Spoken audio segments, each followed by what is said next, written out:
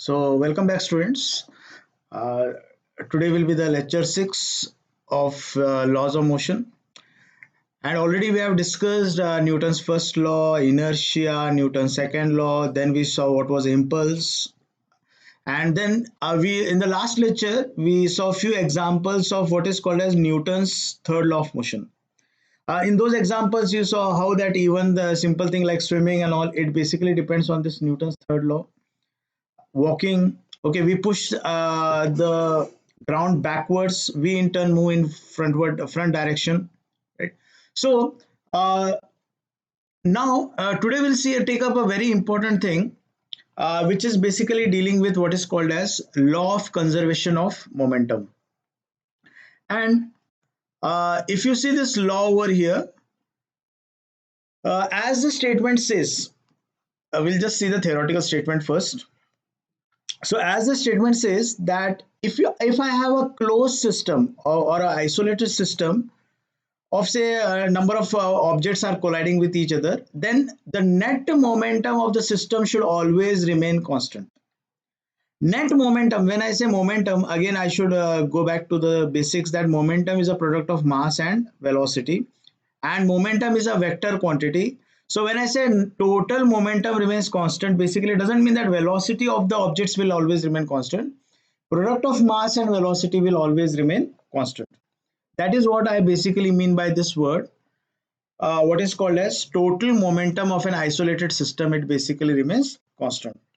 So today we are going to take up a very important derivation to show that total momentum of a colliding objects, they basically remain constant. And here uh, the idea of this derivation is to show the same thing.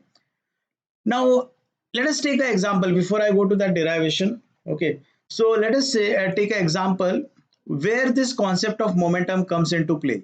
Okay, so say for example, all of you as a student, okay, you must have seen this game of snooker or billiards, right?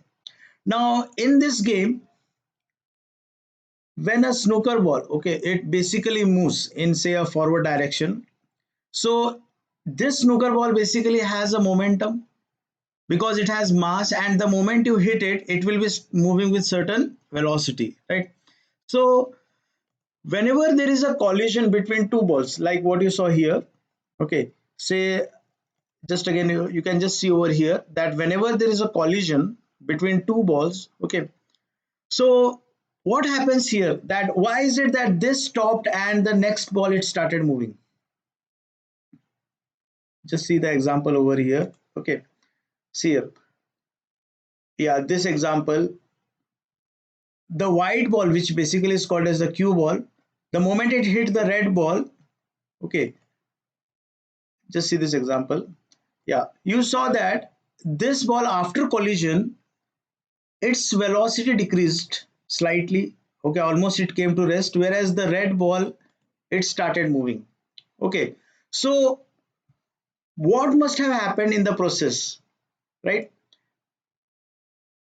Sometimes when they are hit at angles, like for example, just see, when they are hit at angles, that time also you see this particular situation where the collision will take place and the two objects then they start moving in different directions. Okay, so what must have happened here is that the momentum gets transferred between the two objects, the white ball and the red ball.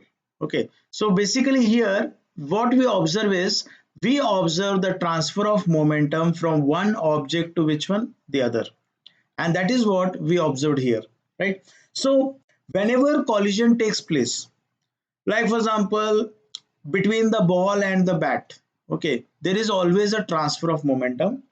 And what we study in this law of conservation of momentum here is that whenever two objects they collide with each other, interact with each other, okay, basically like collision. Collision is the best interaction which we call. So whenever there is a collision, we always see that the momentum basically remains constant. Whatever was the momentum, I am not saying velocity remains constant.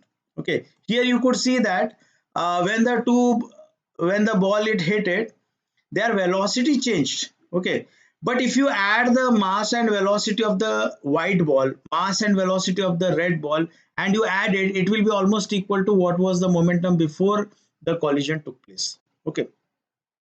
And momentum is not only conserved at a straight line. Okay. Even when you are hitting the ball, like for example, here when it is hit sideways, that time also we see that this momentum is basically conserved. Okay. So conservation of momentum is a concept which has to be understood, and in this particular concept, okay, that where we saw this law of conservation of momentum which took place, that momentum before collision will be equal to the momentum after collision.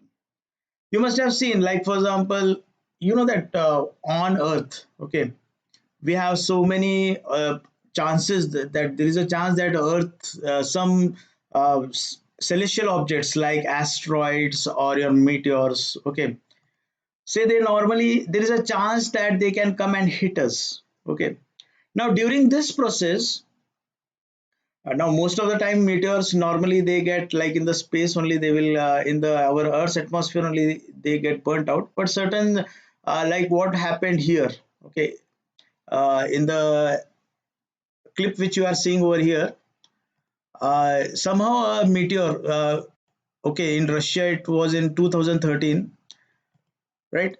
So a meteor basically the moment it comes and hits earth, what basically it will does, why is there so much of disaster, like you know the dinosaurs and all, that is what the historians say, that dinosaurs and all extinction took place because of these asteroids. Okay, so normally these asteroids they travel at very high speeds, maybe 69,000 kilometer per hour. That is the speed which they travel. Even though their size is small, meteor size is small, if they are able to come and hit the Earth, okay, in that case, basically what happens is complete momentum is transferred, and because of the transfer of momentum, okay, you have such a disaster which basically takes place. Okay, so any collision process which we saw, whether it was in the example of snooker or a meteor hitting it or a accident which takes place between two objects, okay, so there always what happens is between two colliding moving objects, or one object is at rest, other is moving, always we see that there is a momentum transfer takes place. Momentum may not be completely transferred, but the total momentum before collision will be equal to total momentum after collision. Okay, so this is how, or this is what we'll slowly try to understand. Okay, so let us see what exactly are we going to take in order to show that, right? So what we have taken here a situation that, let us say this is object A and next is the object B, right? And I'm not seeing this mass and I will not see its velocity initially. Okay, let us say this object A has a momentum PA. PA is the net momentum of this object A, and PB is the net momentum of this object P.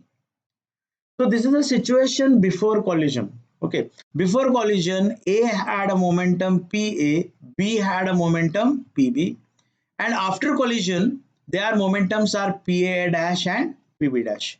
Okay, so let us see how this calculation is done in order to show the law of conservation of momentum, right? So to do this, we'll now just go to the next clip over here.